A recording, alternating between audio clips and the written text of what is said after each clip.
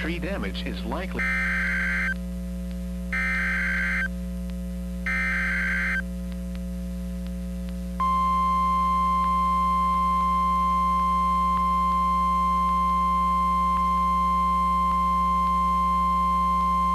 The National Weather Service in Chicago has issued a tornado warning for East Central DeKalb County in north central Illinois until 7:15 p.m.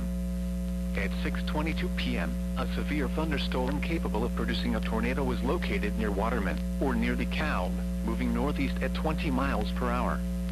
Hazard: tornado. Source: radar indicated rotation. Impact: flying debris will be dangerous to those caught without shelter.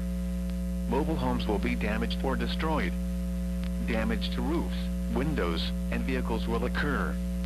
Tree damage is likely.